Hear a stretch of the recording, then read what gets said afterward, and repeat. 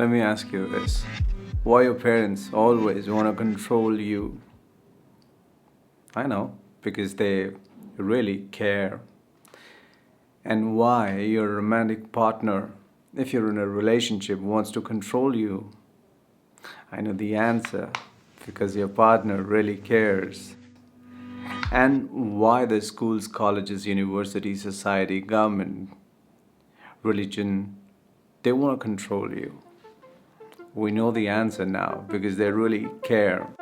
Well, we know they care for us, but why should we submit 100%, surrender 100% to our parents, to our partners, and to the priests? Because they know better. And how do they know better? What's the proof, if you may ask? The answer you may get is, well, that they don't know anything about. I'm lucky because I remember being a child and I got this really special opportunity to inquire into the nature and the process of indoctrination, domestication, the process of turning a human into a timid machine. So the game begins and I open my eyes in this body as a kid ready to play.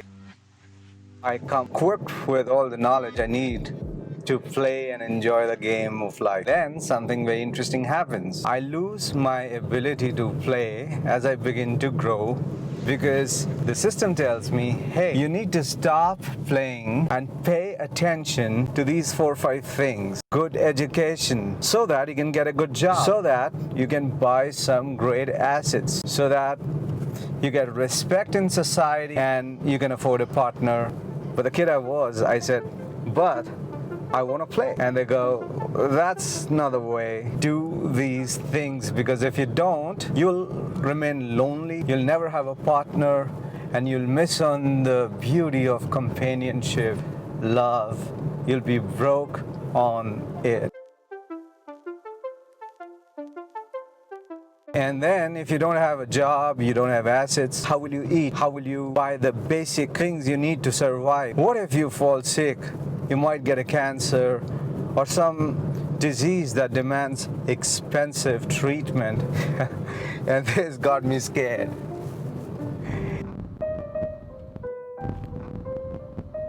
This is how system installed in me, or maybe enhanced in me, the fear of dying. Fear of dying lonely, fear of dying in poverty, and fear of dying in disease and sickness. So basically, what they were telling me is, if you don't stop playing, and if you don't listen to us, you are going to lose what you're born with, this beautiful capacity to be alive. And you're going to totally, completely miss on what this beautiful, magical world has to offer. So listen to us. Stop playing, go to school, be a fool.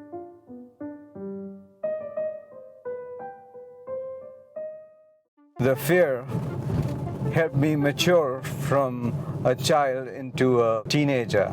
I began doing what the system had told me. I went back to the system. I said, here is what I've decided. I decided to listen to you so that I don't end up in misery. Here are my decisions. I want to study the mystery of life. I want to become a mystic. I want to write poetry. I want to become a poet. That's my profession. That's the job I want to have. And I need very basic assets, maybe a cottage in the forest where I can write my poetry and reflect upon the nature of life.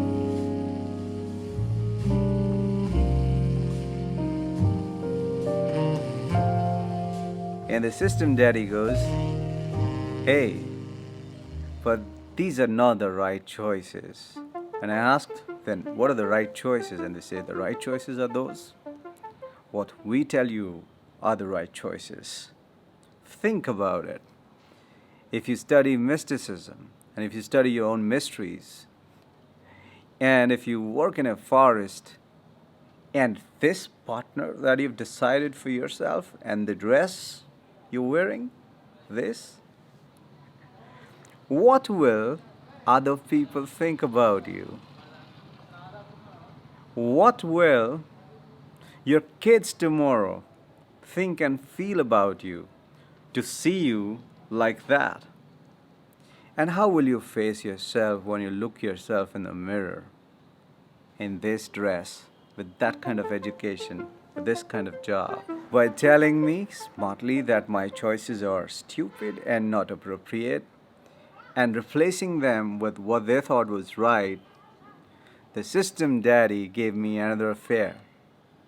Fear of what others think about what I think, what others feel about what I think, my choices, my preferences, what others who are going to exist 1,000 years from now are going to think about what dress I wore while I was alive.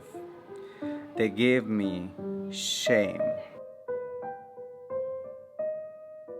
And the funny thing is, this is not all. There's more on my way. So fear and shame, they began shaping me, a teenager, into an adult. And being an adult was even more interesting. So now I was an adult, and I had survival fear. I had shame, and I had options that the system offered me. And the interesting thing was, the system was communicating to me through my own people who were closest to me, my family, my friends, my teachers, people I trusted. So they laid the options on the table for me to follow blindly. However, I had curiosity. I wanted to know what happens to people who do exactly as they're directed by the system, who do exactly as their family tells, who take the path that is shoved down their throat. Because when I looked at people who were giving me options, my teachers, my friends, my family, they didn't look happy. It didn't look like, well, they're living dream lives, that their dreams are fulfilled. It didn't look like they're basking in true love.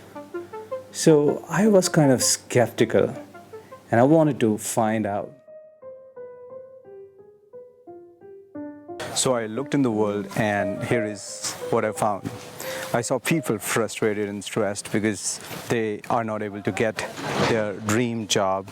And I saw people in their dream job stressed and frustrated because of their dream job.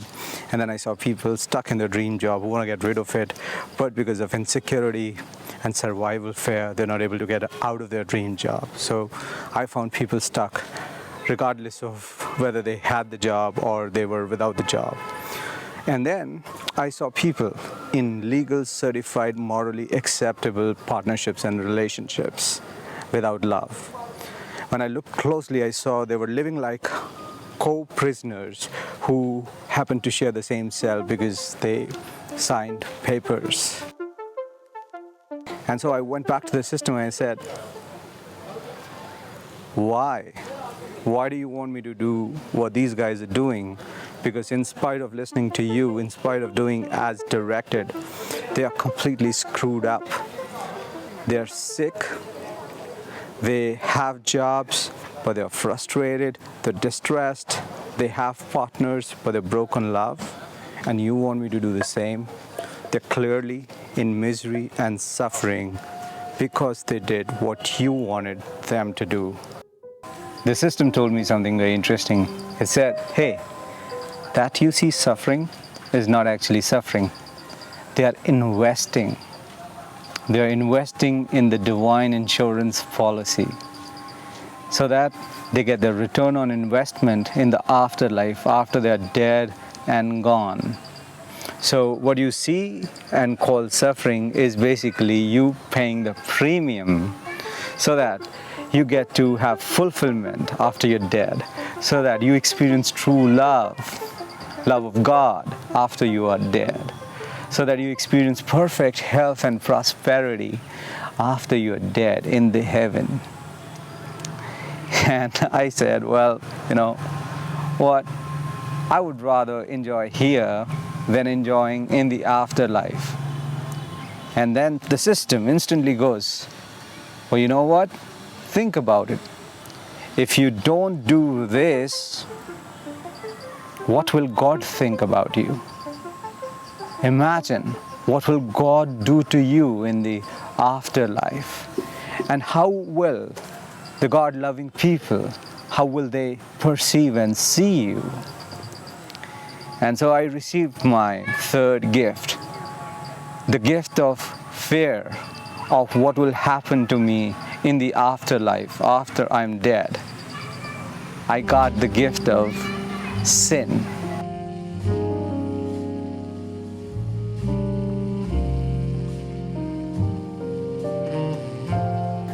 This is why if you go and announce, hey, I want to climb the Mount Everest, they say you're reckless.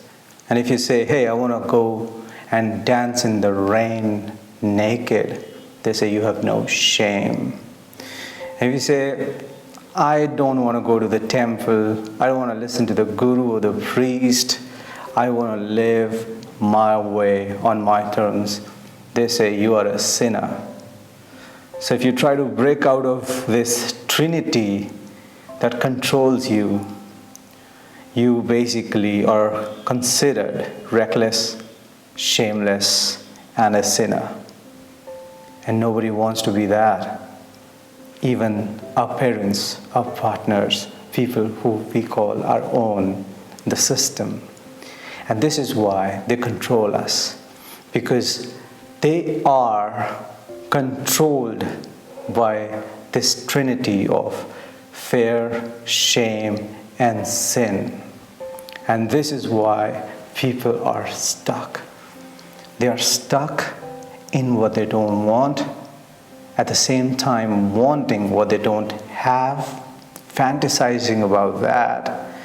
And the moment they try to actually make it happen, guilt sets in. And this guilt stops them, keeps them stuck.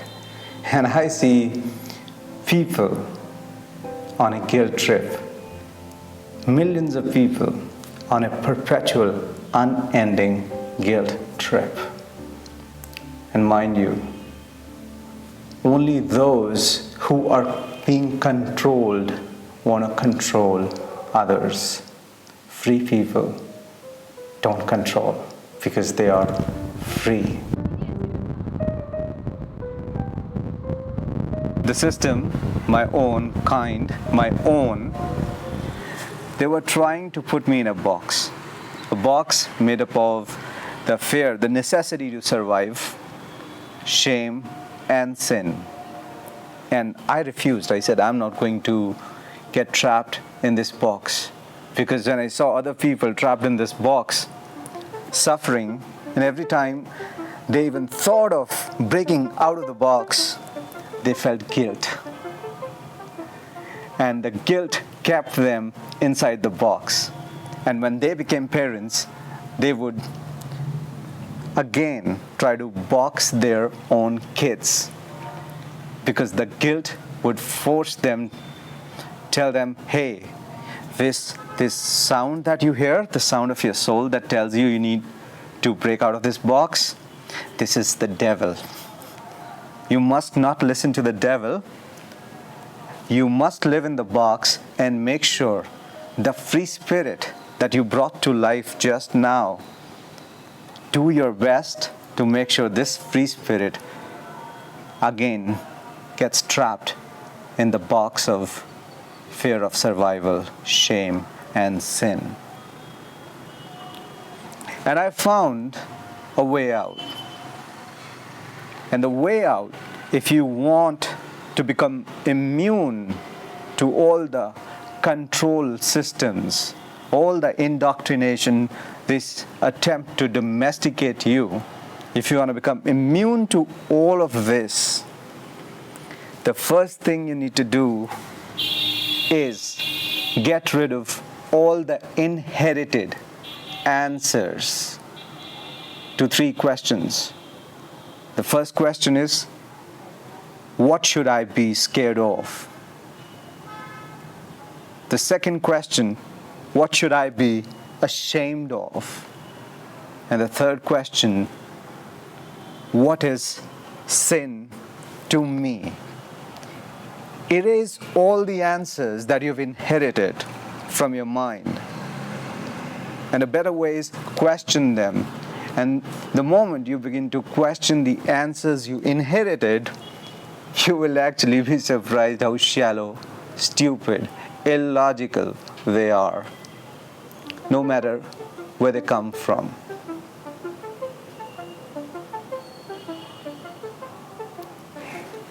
And I found answers to these 3. So I'm scared of dying without doing what I want to do while I'm alive. I'm ashamed of being non-creative, living like a zombie, living dead. And to me, a life of no love is a life of sin. So I'm scared. I'm ashamed. And I know what sin is. But I decided. That's my decision. Based on my thinking, introspection, reflection, meditation, examination, based on first-hand experience of life and watching other people live, reading about people who lived. I've found my answers and I've found my freedom. Because all the answers, all the wisdom, insights that you inherit, information, knowledge, these are not answers, these are chains that bind you. And you are suffering, you're in misery, you're in pain because you're chained. These are invisible chains. You can't see them, but you feel their power. So next time you think, why am I suffering? Why life is so dull, boring, depressing? Just remind yourself, you're chained.